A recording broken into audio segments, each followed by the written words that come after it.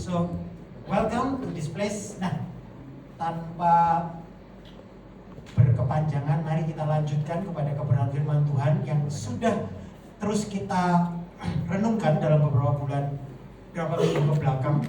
Selama beberapa bulan ke depan kita akan membahas seri khotbah Exodus. Ya. Jadi kalau bagi kalian yang mungkin sudah lama gabung, kita sedang menggali kebenaran firman Tuhan melalui kitab Keluaran. Dan melalui seri berkhotbah ini sesuai dengan judulnya kita akan sama-sama membaca, mengupas, belajar dari kitab Keluaran. Harapan saya dari seri khotbah ini Roh Kudus berbicara kepada kita masing-masing dan mengubahkan cara pandang kita atas seluruh kehidupan ini. Pandangan atau apa yang kita pikirkan tentang Tuhan itu sebenarnya menentukan segala hal lain dalam kehidupan kita. Masalahnya adalah banyak dari kita yang selama ini memandang Tuhan versi kita sendiri. Kita punya pandangan tentang Tuhan yang kita ciptakan sendiri.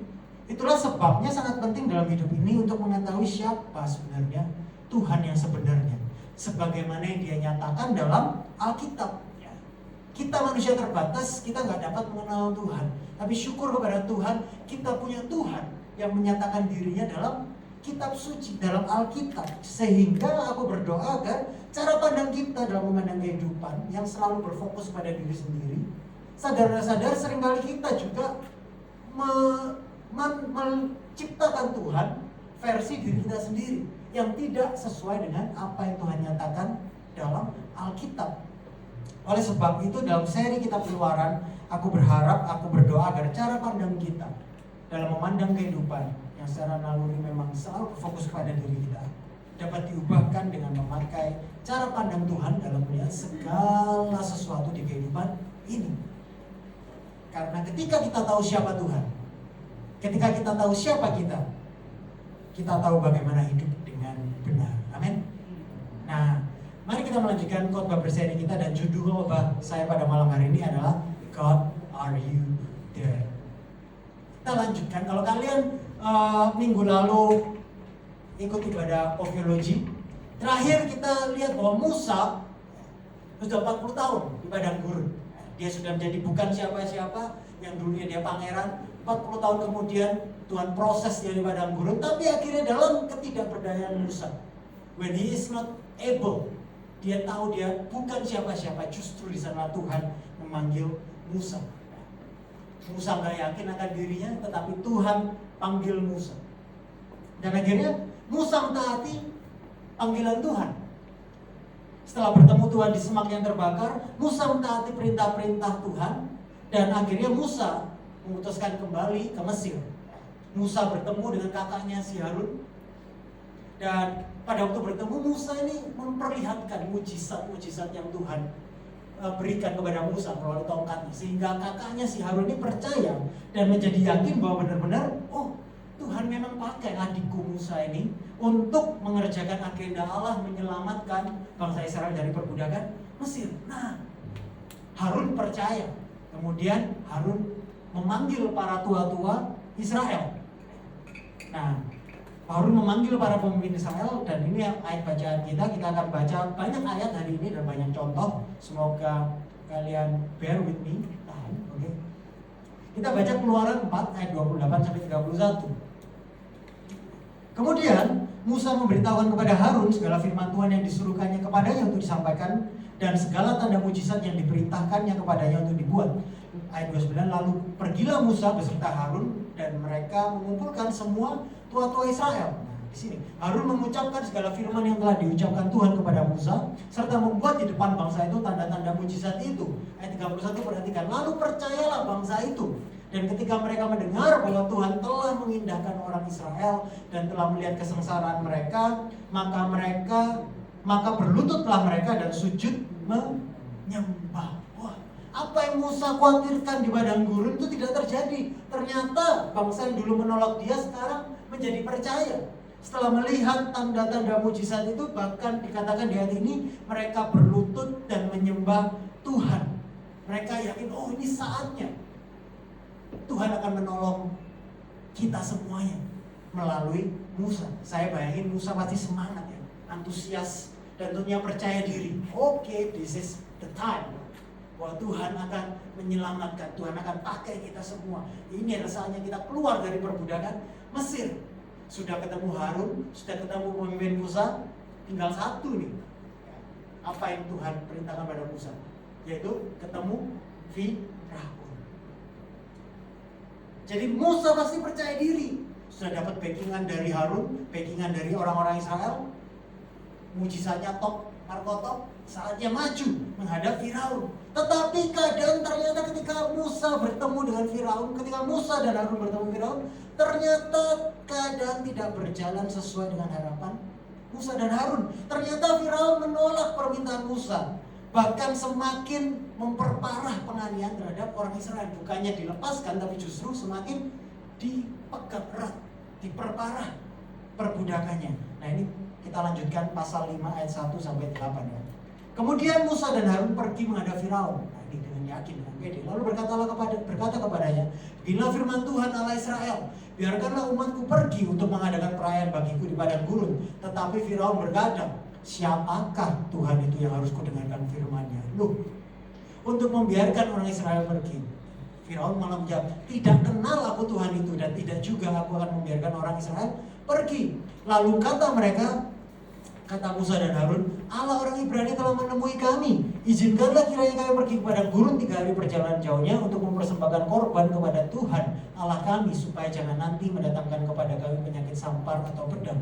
Tetapi Raja Mesir, apa jawabnya? Bukannya percaya, tapi mereka, Raja Mesir, Firaun berkata, "Musa dan Harun, mengapa kamu bawa-bawa bangsa ini melalaikan pekerjaannya? Pergilah melakukan pekerjaanmu."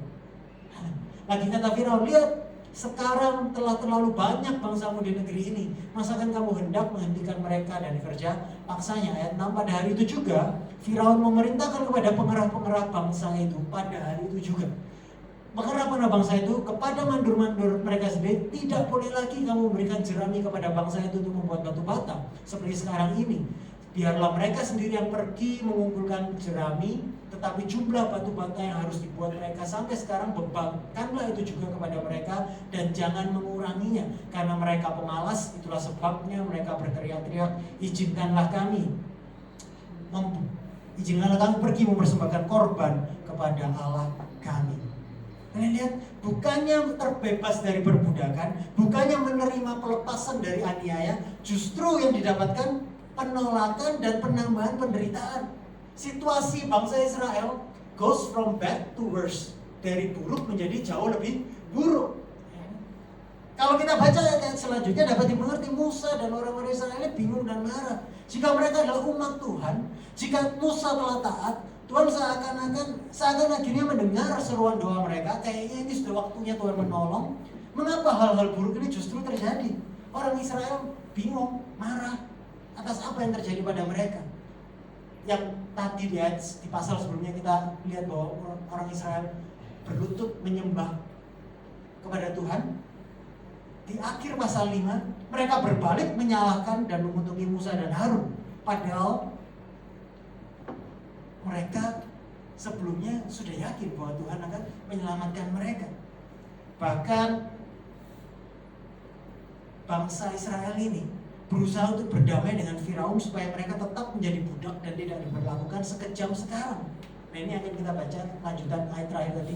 Waktu mereka meninggalkan Firaun, berjumpalah mereka dengan Musa dan Harun yang sedang menantikan mereka. Lalu mereka berkata kepada keduanya, kepada Musa dan Harun, "Kiranya Tuhan memperhatikan perbuatanmu dan menghukumkan kamu, karena kamu telah membusukkan nama kami kepada Firaun dan hamba-hambanya, dan dengan demikian kamu telah memberikan pisau kepada mereka untuk membunuh kami."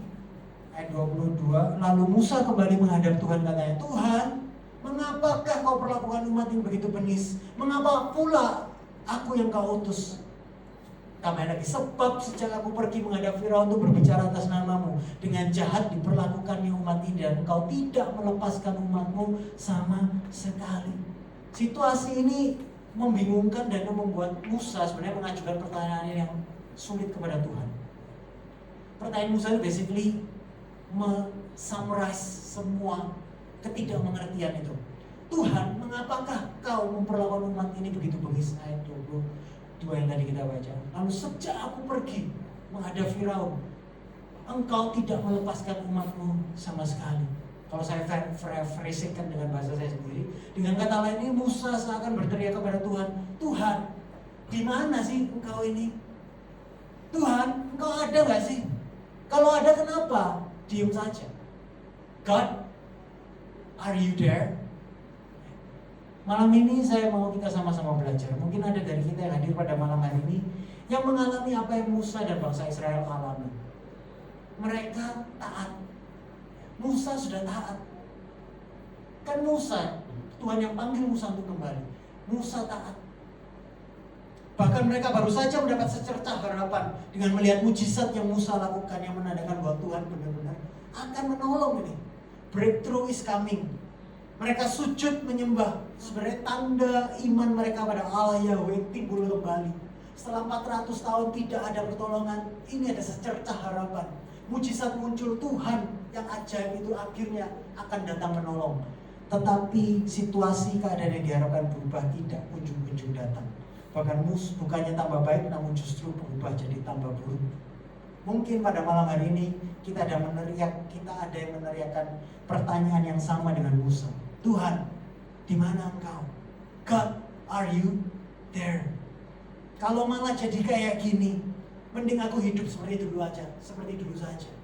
Kalau aku sudah taat, aku sudah mau taat, aku sudah taat, kok situasiku sudah bad, goes from bad to worse.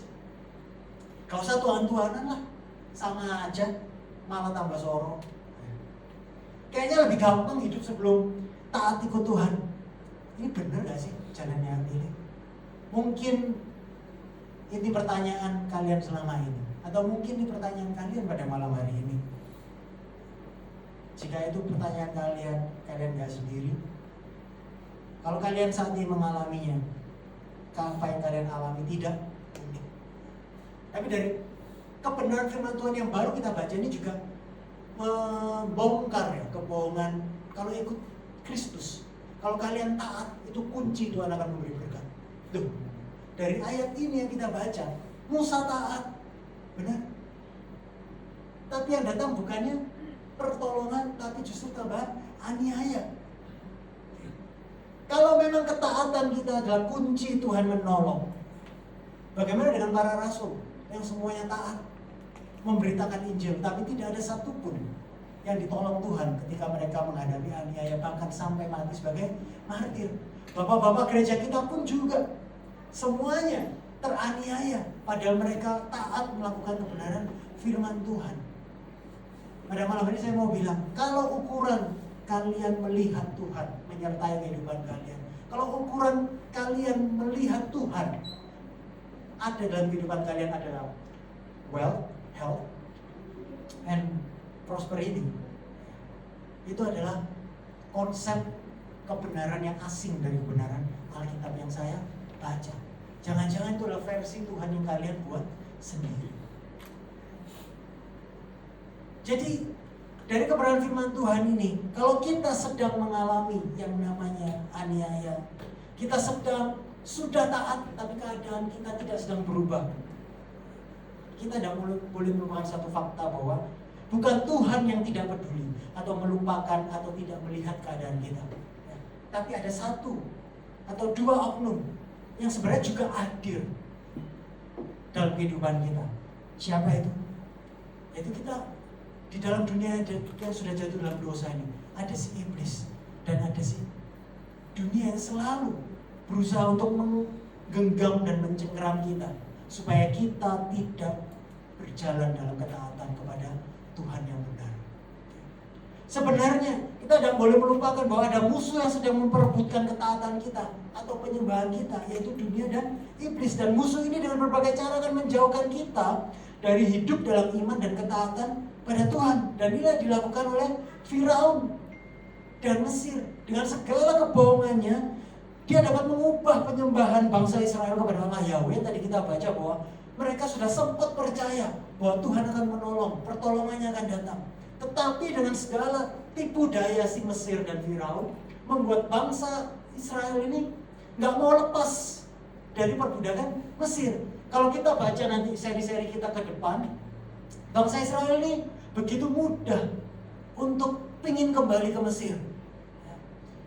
Bahkan pada waktu nanti sudah dilepaskan dari Mesir, ketika mereka mau menyeberang Laut Merah, ketika terpepet, mereka kembali menyalahkan Musa. Mereka bilang lebih baik aku kembali ke Mesir. Loh, lah dulu siapa yang teriak-teriak minta tolong ingin dibebaskan dari Mesir?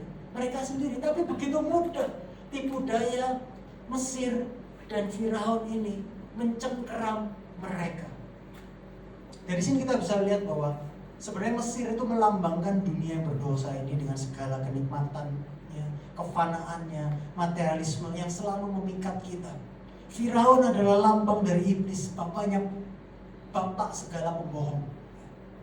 Dan mereka berdua selalu bekerja sama untuk ingin merebut ketaatan kita. Nah, Israel itu melambangkan umat Allah. Kita sekarang adalah Israel rohani. Nah, iblis dan dunia ini yang akan selalu mencoba dengan berbagai cara menjauhkan diri kita dari kehidupan dalam penyembahan dan ketaatan kepada Tuhan. Artinya sadar atau tidak sadar, mau atau tidak mau, sebenarnya kita yang hidup dalam dunia ini, kita hanya memiliki dua opsi dalam hidup ini, yaitu hidup untuk melayani Firaun dan Mesir, hidup dalam cengkraman Firaun dan Mesir, atau kita hidup untuk melayani Tuhan. Nah, yang mau saya khotbahkan pada malam hari ini adalah ada 2 poin saya, bahwa sadar atau sadar, baik dunia dan iblis dan Tuhan itu semuanya memanggil kita untuk melayani mereka. Katanya siapa yang kita layani selama ini? Nah, poin saya pada malam ini ada 2, yaitu apa perbedaan hidup untuk Firaun dan hidup untuk Tuhan. Dan poin yang kedua, bagaimana kita bisa hidup untuk Tuhan, atau bagaimana kita bisa mau hidup untuk Tuhan. Yang pertama, apa sih perbedaan hidup untuk Firaun dan hidup untuk Tuhan? Kalau kita lihat, kalau kalian jeli, sebenarnya apa sih tujuan Tuhan ini untuk membebaskan bangsa Israel dari Mesir? Apa sih tujuan Tuhan membebaskan bangsa Israel keluar dari perbudakan Mesir? Apakah untuk memberikan mereka early retirement? Atau untuk memberikan mereka reward karena mereka sudah bertahan dalam penderitaan beratus-ratus tahun? Ternyata tidak. Bukan itu yang tujuan Tuhan membebaskan bangsa Israel dari perbudakan Mesir. Kalau kita mundur ke pasal 4 ayat 22 dan 23, kita temukan jawabannya. Maka engkau harus berkata kepada Firaun, beginilah firman Tuhan Israel. Israel ialah anakku yang sulung. Sebab itu aku berfirman kepadamu, biarkanlah anakku itu pergi. Supaya Tuhan berfirman, biarlah bangsa Israel keluar dari perbudakan Mesir. Untuk apa? Supaya ia beribadah kepadaku. Nah, kata asli ibadah di sini memakai akar kata apa? Yang artinya to work, bekerja, atau to serve, melayani. Ternyata tujuan Tuhan membebaskan bangsa Israel keluar dari Mesir adalah supaya umat Israel dibebaskan untuk bekerja, melayani, atau hidup bagi Allah Yahweh. Nah, yang menarik adalah akar kata yang sama, akar kata abad adalah kata yang sama yang dipakai Firaun untuk memberatkan orang Israel setelah Firaun bertemu dengan Musa.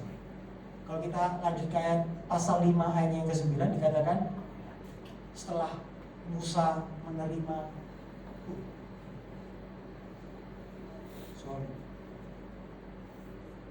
maaf ya.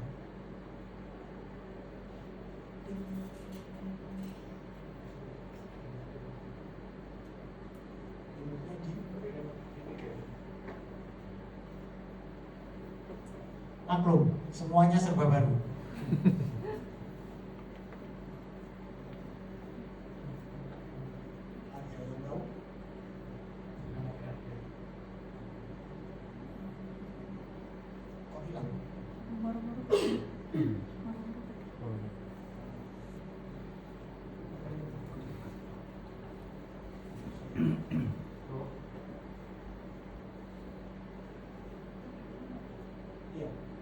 Tadi hilang sampai slide berapa ya? Oh, baru.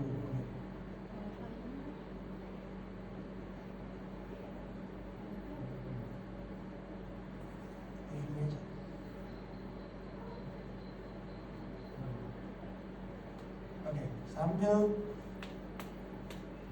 dibetulkan.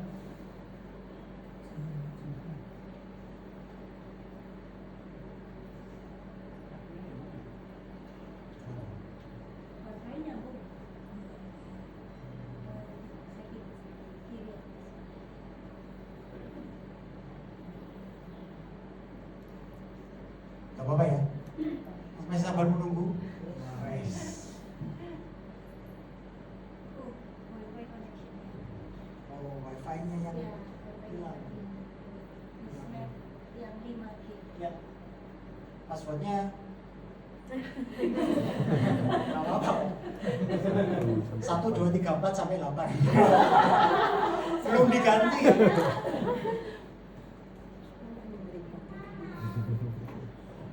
Baru dikasih.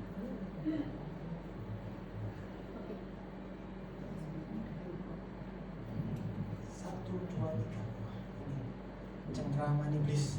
Nah, ingin kita mendengar kebenaran firman Tuhan. Sip.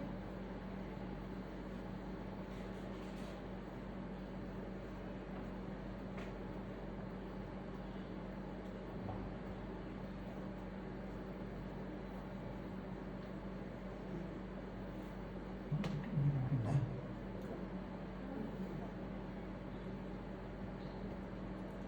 Saya lanjutkan dulu. Ya. Nah, saya lanjutkan dulu ya. Saya sampai mana? Abad. Nah, kata akar kata yang sama ini juga dipakai Firaun ketika Firaun itu memperberat pekerjaan bangsa Israel. Dikatakan apa?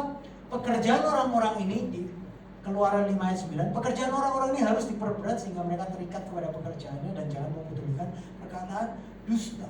Kata asli pekerjaan di sini adalah abodah, yang berasal dari kata abad yang sama dengan to work or serve.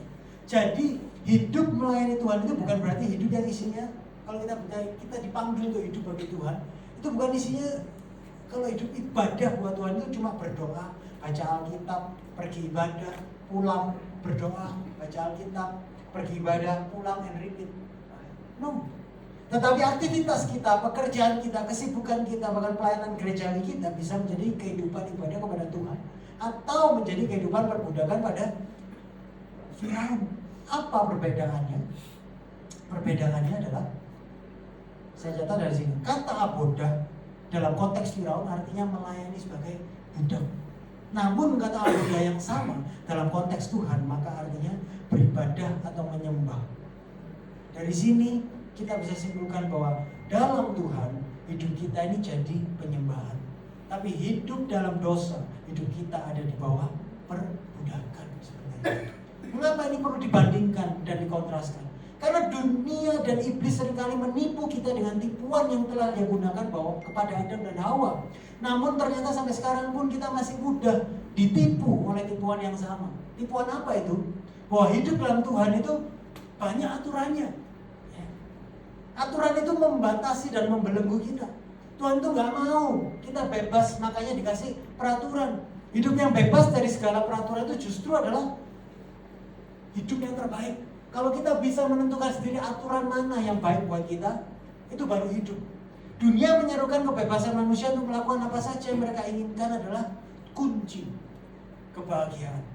Tapi kebenarannya justru adalah itu adalah tipu daya iblis dan dunia untuk manusia hidup dalam perbudakan. Saya kasih contoh ya.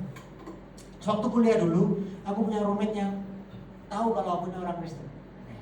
Nah, dia itu perokok aktif.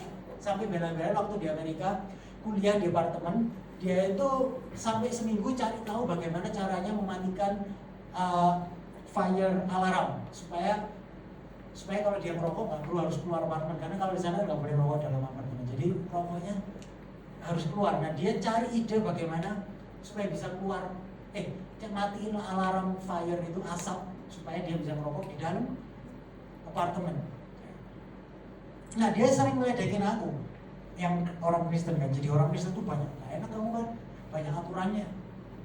Makanya aku tuh gak mau jadi Kristen, gak bebas. Nah, dia memang mengaku percaya Kristus, tapi dia agamanya yang lain. Mending aku agama yang ini, karena setidaknya masih boleh di aturan agamaku, aku boleh ngerokok. Masalahnya gini loh, roommateku ini tiap setengah jam pasti bingung harus nyumat rokok. Bisa bayangin berapa pengeluaran sebulan hanya buat rokok. Nah, kita ini dulu sama-sama kerja part time sambil sekolah di sana. Dan aku tahu dia kita sama-sama kerja cuci piring supaya dia itu bisa nutupin pengeluaran buat beli rokok. Nah pertanyaannya, kalau kayak gini sebenarnya yang hidupnya lebih bebas itu siapa? Yang bebas melakukan apapun, atau justru yang terbatas melakukan sesuatu? Itu kalau rokok. Dalam pekerjaan, sewaktu saya kasih contoh lainnya, sewaktu aku masih kerja di Sampit, banyak customer perusahaan tempat saya bekerja tahu kalau saya ini orang Kristen. Jadi jam kantor saya hari Sabtu itu udah tutup jam 3 karena jam 5 saya ada pelayanan youth, jadi selalu tak tutup jam 3. Hari Minggu tutup, dan kalau ada hari besar agama Taman Kristen pasti tutup. Nah, saya ini sering diledekin oleh salah satu customer saya. Wah, kamu tutup, kamu kaya sih soalnya, kamu butuh duit, ya kan? Sering libur. Kalau aku ini masih harus cari uang, ya. Karena itu aku buka terus, nggak pernah libur, terus jaga toko. Ya, nah iya ini saya tahu, bukannya nggak butuh duit, ya tetap butuh duit, tapi aku tahu bahwa kita juga perlu beribadah, nggak cuma hidup untuk bekerja saja. Nah, biasanya dia ini toko yang sebenarnya orangnya ini cukup berduit sebenarnya, tokonya besar, saya supply banyak barang ke dia. Dan kalau kita di perusahaan dulu kita punya reward kalau dia kumpulin poin lah ya. Nah, karena dia toko besar, selalu poinnya itu banyak dan tiap tahun pasti dapat poin. Nah, salah satu poinnya bisa ditukar dengan seringkali dapat tiket liburan gratis. Kemana kayak gitu. Nah, tapi tiap kali dia dapat tiket liburan gratis, selalu dia komplain sama saya. Ngapain sih kok dapat liburan? Kalau bisa di cashin aja, dapat duit aja. Karena aku ini nggak bisa liburan, aku ini nggak bisa kemana-mana, harus jaga toko. Kayak gini kan percuma, dapat poin banyak tapi nggak bisa dinikmati. Bagi saya, ya kan salahnya sendiri. Tapi tambah tahun, jadi dia nggak pernah mau pergi, maunya selalu dapat duit cash. Tambah tahun tokonya ini sebenarnya tambah rame, kerjanya juga banyak. Tapi tiap kali ketemu selalu ngomong, enak orangmu ya, banyak liburnya, sudah banyak dunia. Padahal tokonya jauh lebih banyak dan saya tahu dia jauh lebih, saya cuma pegawai, dia jauh lebih kaya daripada saya. Kalau ngomong uang jauh lebih banyak. Tapi semakin rame tokonya, makin rame makin dia nggak bisa keluar toko. Nah pertanyaannya, yang diperbudak itu siapa? Kenapa kok dia tidak bisa melepaskan pekerjaannya? Padahal sudah menghasilkan banyak. Dari 10 tahun yang lalu dia merasa nggak cukup uangnya. Padahal 10 tahun sebelum saya keluar, dia itu sudah, banyak lah pokoknya yang dihasilkan. Jadi kalau dilihat sekilas, tampaknya hidup di luar aturan Tuhan itu sepertinya lebih enak daripada hidup di dalam Tuhan, lebih bebas. Tapi sesungguhnya sebenarnya itu adalah tipu daya iblis, tipu daya dunia untuk melepaskan, untuk mencengkeram kita, untuk kita berpikir bahwa hidup bebas melakukan apa saja itu lebih enak daripada hidup dalam ketaatan pada kebenaran firman Tuhan. Jadi hidup dalam Tuhan itu adalah pelayanan, penyembahan. Tapi hidup di luar Tuhan, hidup dalam dosa adalah sebuah perbudakan sebenarnya. Perbedaan kedua adalah perayaan dan juga cinta. Kalau kita baca ayat yang kelima, pasal kelima ayat 11, pekerjaan orang-orang ini harus diperberat, kata Firaun, sehingga mereka terikat kepada pekerjaannya dan jangan membutuhkan perkataan dosa. Inilah cara kerja iblis dan dunia, selalu ingin memperberat dan mengikat kita. Di sini digambarkan bahwa perbudakan itu seperti orang yang membawa batu besar yang ada rantainya yang berat dan terikat. Ini gambaran dari kehidupan yang hidup untuk Firaun. Lalu bagaimana dengan kehidupan sebagai penyembahan kepada Tuhan? Ayat pertama menjelaskan, kemudian Musa dan Harun pergi menghadap Firaun dan berkata kepadanya, kan tadi tujuan Tuhan melepaskan adalah untuk beribadah, benar? Tapi kata yang dipakai di sini apa? Beginilah firman Tuhan Alaihissalam, biarkanlah umatku pergi untuk mengadakan perayaan. Bahasa Inggrisnya festivities, festival, perayaan, sukacita, pesta. Itu loh bahasa yang dipakai untuk menggambarkan hidup dalam penyembahan, hidup dalam abodah, dalam versinya, dalam konteksnya Tuhan. Pekerjaan yang orang harus lakukan bagi Tuhan itu disandingkan dengan sebuah perayaan. Di sini perbedaannya kita sedang hidup. Kita tahu kita ini sedang hidup dalam penyembahan atau kita sedang hidup dalam perbudakan. Dari mana kalian tahu apa yang kalian lakukan ini adalah penyembahan kepada Tuhan? Apa yang kalian kerjakan adalah penyembahan kepada Tuhan? Atau sedang kalian sebenarnya dalam hidup dalam perbudakan? Bagaimana kalian tahu? Di dalam Tuhan, apa yang kita kerjakan membawa sukacita. Tetapi di dalam dosa, apa yang kita kerjakan menjadi beban dan membawa duka. Tuhan bilang, aku ingin umatku ini keluar dari Mesir untuk beribadah. Kalau kalian lihat nanti, kita akan lihat bagaimana tata cara ibadah mereka kepada Tuhan. Itu penuh dengan kerja keras. Mereka harus mempersembahkan korban, mereka harus membawa banyak korban. Korbannya itu kan, waktu itu kan ternak ya. Berarti artinya mereka harus mengusahakan ternak. Mereka harus kasih makan ternaknya, mereka harus merawat ternaknya supaya bisa beribadah kepada Tuhan. Sama-sama ibadah kepada Tuhan dan perbudakan yang harus itu melakukan aktivitas yang sama, perlu kerja keras. Ada korban yang kita bayar, tetapi Tuhan mau memberitahu kepada kita bahwa pekerjaan kita kalau kita lakukan untuk Tuhan itu selalu membawa sukacita. Tapi kalau kita melakukan apapun pekerjaan kita, kalau itu dalam konteksnya di dalam dosa, kita terikat dalam cengkraman iblis dan dunia, itu akan selalu membawa kepada duka cita. Bahkan mungkin kita bisa jadi orang Kristen, kehidupan Kristen, kita bisa ada di gereja, kita berpikir bahwa kita menyembah Tuhan, tapi sebenarnya kita masih diperbudak oleh namanya perbudakan keagamawian. Apa maksudnya? Kita rajin ibadah, kita baca firman Tuhan, kita bahkan datang pelayanan, rajin pelayanan, tapi itu kita tidak penuh dengan sukacita. Itu jadi beban, jadi membawa duka cita. Kenapa? Karena soalnya kita melakukan semua itu, kita melakukan ibadah kita karena kita takut Tuhan marah. Kita takut kalau kita gak baca firman Tuhan, something bad happen kepada diri kita. Kita takut kalau kita gak rajin ikut life group, kita gak rajin berdoa, kita lupa berdoa 1 hari, 2 hari. Karena apa? Kita takut nanti ada sesuatu hal buruk terjadi kepada keluarga kita, kepada ekonomi kita. Kalau itu yang menjadi motivasi kita untuk beribadah, jangan-jangan kita bukan sedang beribadah kepada Tuhan, tapi justru kita sedang beribadah, sedang tercengkeram oleh iblis dan dunia. Kita sudah termakan oleh tipu daya perbudakan keagamawian. Justru seharusnya sukacita dalam Kristus itulah yang memotivasi kita untuk kita rajin beribadah, kita rajin melakukan membaca firman Tuhan. Ada kehausan. Kalian bisa lihat bahwa kita sama-sama melakukan hal yang sama, tetapi dua hal ini dilatar belakangi oleh motivasi yang jauh sangat amat berbeda. Satu pasti membawa sukacita, dan yang lainnya menjadi beban dan membawa duka. Tipu daya yang berusaha mencengkeram kita, dunia dan iblis juga. Kita ngomong tadi festif, ya kan? Festif happiness. Kita yang di dunia ini, dunia selalu menggambarkan festif, perayaan, sukacita. Itu sebagai apa sih? Sebagai kayak party. Kita bisa happy kalau kita ini identik dengan minum-minum.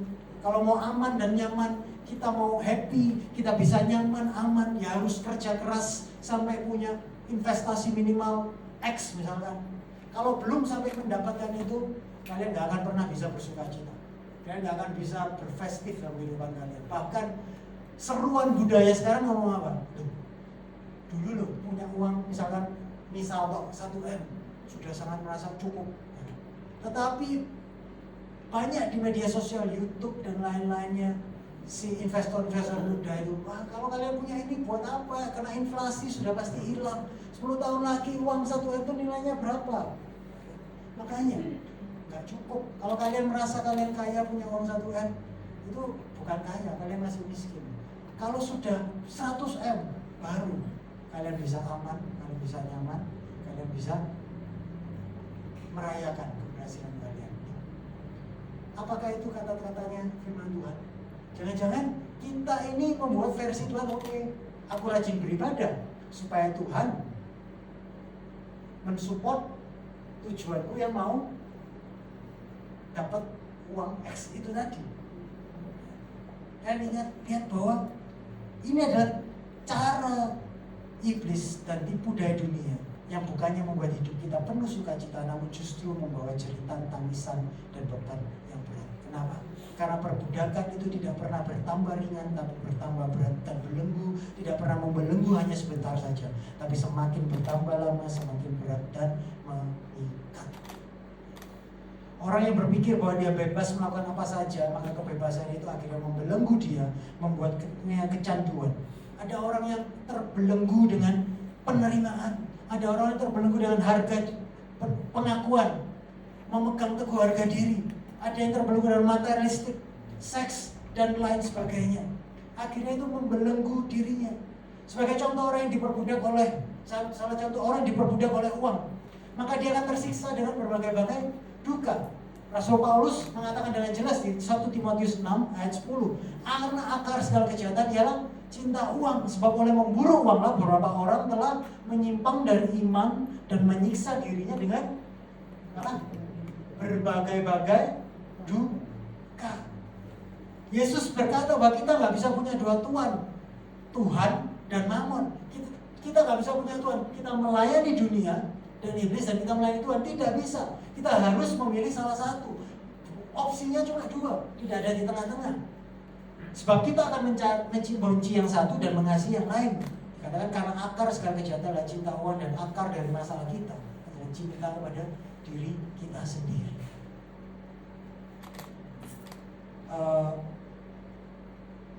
Kayaknya beberapa minggu yang lalu saya dengar podcastnya Mahfud MD.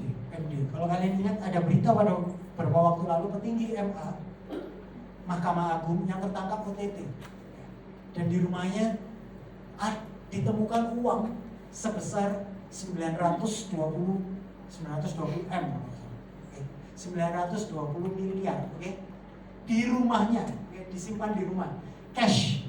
Dulu waktu suaminya artis yang terkenal itu, saya lihat itu di rumahnya ditemukan uang kayak hampir 60 M. Saya sih, ada ya orang nyimpen uang itu 60 M. Nah ini hakim petinggi Mahkamah Agung 900 M. Nah yang menarik dari podcast Mahfud MD, dia berkata, mengkomentari si yang tertangkap OTT ini, dia bilang, kalau sampai orang itu punya uang 900 M di rumahnya disimpan, itu bukan lagi karena dia itu greedy, tapi itu dia itu orang yang ketakutan. Yang tanya di podcast itu, apa maksudnya Pak Mahfud? Ya mungkin dia awalnya itu memang dia mau uang cepat, dia punya akses untuk bisa mendapatkan uang dengan mudah, dia korupsi kan. Waktu itu maklar kasus, oke, Pak, tolong selesaikan kasus saya, minta kasih uangnya. Dikasih, dia terima ya kan.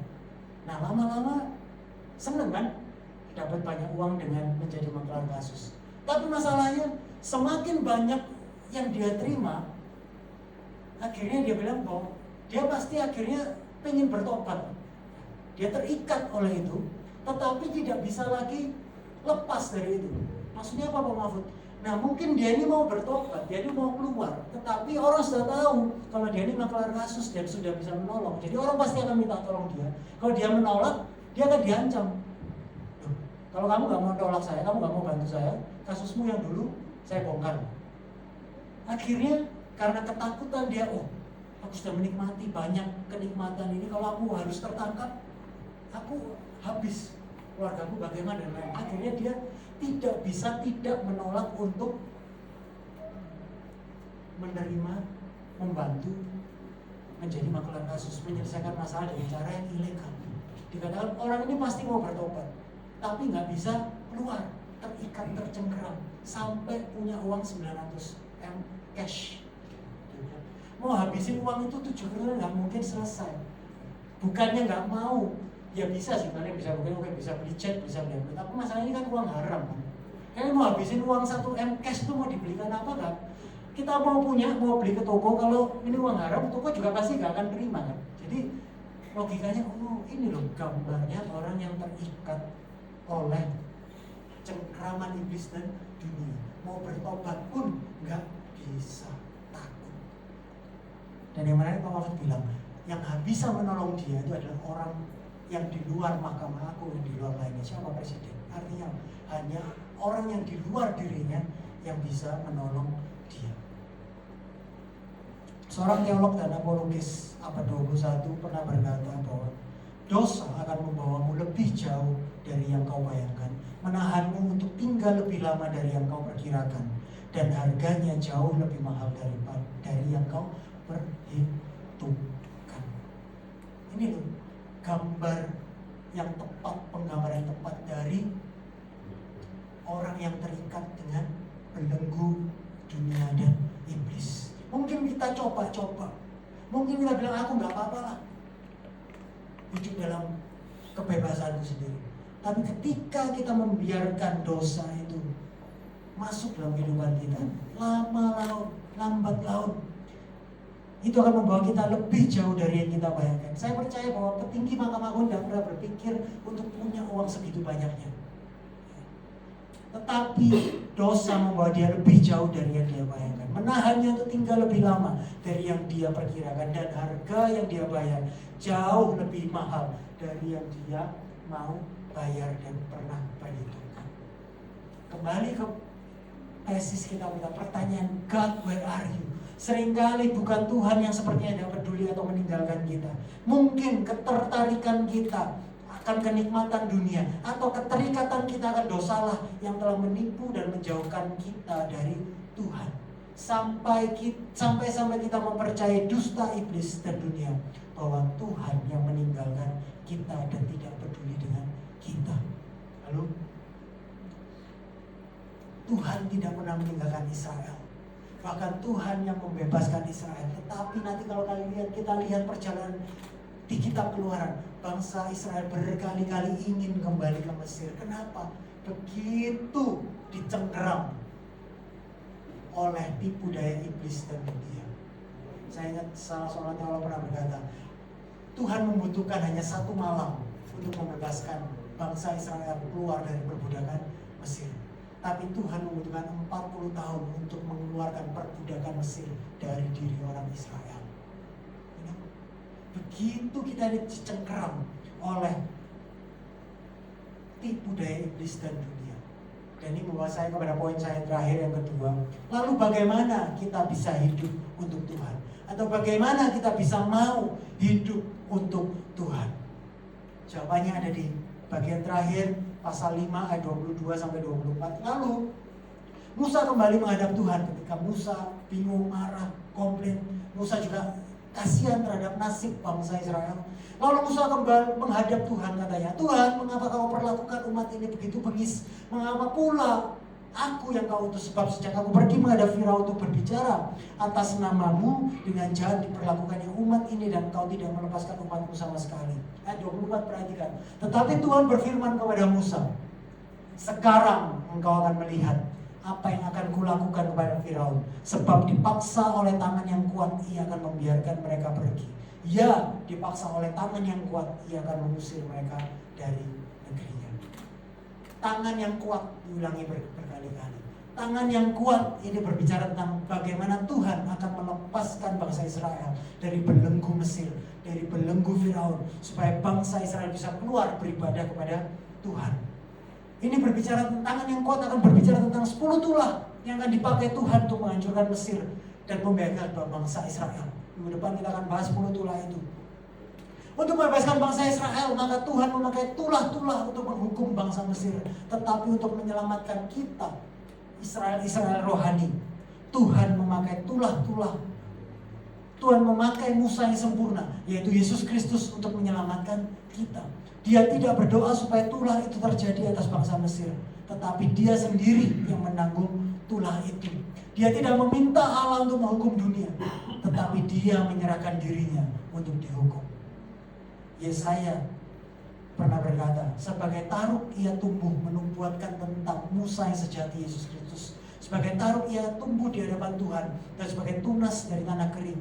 Ia tidak tampan, dan semaraknya pun tidak ada, sehingga kita memandang dia. Rupa pun tidak, sehingga kita menginginkannya. Ia dihina dan dihindari orang, seorang yang penuh kesengsaraan dan yang biasa menderita kesakitan. Ia sangat dihina, sehingga orang menutup mukanya terhadap dia, dan bagi kita pun dia tidak masuk hitungan. Ayat 4, perhatikan. Tetapi sesungguhnya penyakit kita lah yang ditanggungnya, kesengsaraan kita yang dipikulnya.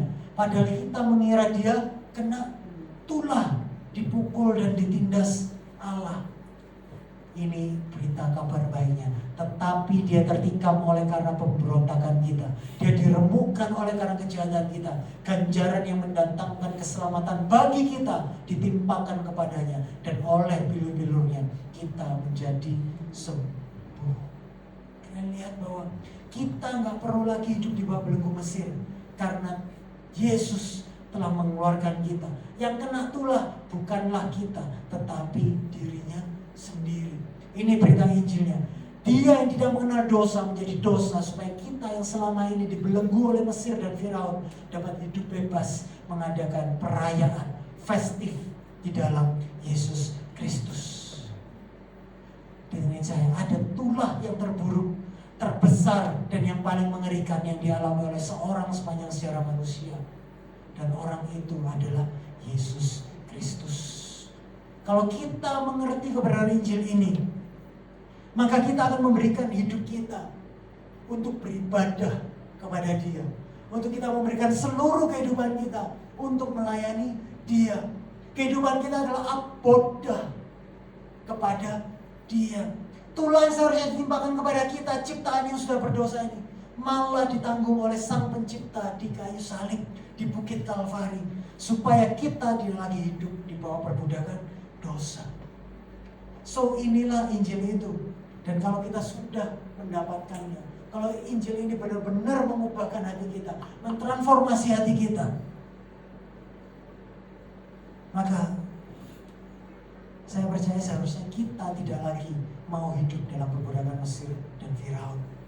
Serta kita tidak mau lagi termakan oleh kebohongan iblis. Sebab kita tahu bahwa hidup kita diciptakan lebih berharga daripada semuanya itu. Kalian itu diciptakan untuk hidup bagi Allah. Saya sering pakai perumahan ini. Saya punya mic ini sudah sejak kita pindah-pindah itu kita nggak pakai mic ini, sudah setahun di rumah saya. Tak simpen. Nah, kemarin berapa kali saya suka makan sambal kan? Kita kadang pembantu saya namanya Mbak Ita bikinin sambal. Tetapi saya tidak pernah sekalipun terpikir untuk mengulek sambal pakai mic ini. Apakah bisa mic ini tak buat ngulek sambal? Bisa, benar. Tapi kalau saya melakukannya adalah bodoh, benar. Karena mic ini tidak diciptakan untuk ngulek sambal, benar. Sama dengan halnya dengan kehidupan kita. Apakah kita bisa hidup untuk dunia? Apakah kita bisa hidup untuk bekerja terus sampai mendapatkan nilai X yang dibilang oleh YouTuber itu? Ya bisa. Apa kalian bisa hidup ini untuk makan, minum, pesta, minum tuh? Bisa? Ya bisa. Apakah bisa kita hidup untuk gonta-ganti pasangan terus? Bisa? Bisa. Tapi kita diciptakan lebih daripada untuk itu. Nilai kita ini lebih daripada hidup untuk nilai-nilai duniawi saja. Kita perlu ubah cara pandang kita. Tapi saya tahu hal yang pasti, kita gak akan mau dan mampu kalau kita tidak diubahkan oleh kebenaran Injil. Hanya motivasi Injil yang dapat mengubahkan kita, untuk membuat kita mau keluar dari cengkraman si iblis dan dunia. Amin. Dan salah satu yang terkuat adalah mengingatkan kita bahwa kita ini adalah anak-anak Allah. Kalian adalah anak-anak Allah. Kalian dan saya adalah anak Bapa di surga. Dan itu adalah nilai diri kalian. Mari kita menghidupi kehidupan kita dengan nilai siapa kalian, yaitu anak-anak Allah. Kalian adalah mic yang memang digunakan untuk pengeras suara supaya kita semua bisa mendengar kebenaran Injil. Amin. Kalian bukan mic yang digunakan untuk ngulek sambal. Mari kita hidup sesuai dengan apa yang Tuhan ciptakan kita untuk hidup, dan kita hidup untuk kemuliaan nama Tuhan. Amin. Mari saya undang kita bangkit berdiri dan kita baca ayat terakhir ini bersama-sama. Roma 8 ayat 15 dan 16. Mari kita baca bersama-sama. 1, 2, 3. ikat. Sebab kamu tidak menerima roh perbudakan yang membuat kamu menjadi takut lagi, tetapi kamu telah menerima roh yang menjadikan kamu. Oleh roh itu kita berseru, roh itu bersaksi bersama-sama dengan roh kita bahwa kita adalah anak-anak Allah. Amin. Mari beri kemuliaan kepada Tuhan. Bapa yang baik tidak pernah meninggalkan anaknya. Bapa yang baik justru selalu melihat yang terbaik dalam diri anaknya. Dan yang terbaik bagi hidup kita adalah kita hidup bagi Bapa kita. Amin. Biarlah kita sadar kita diciptakan untuk hidup hanya bagi kemuliaan dunia.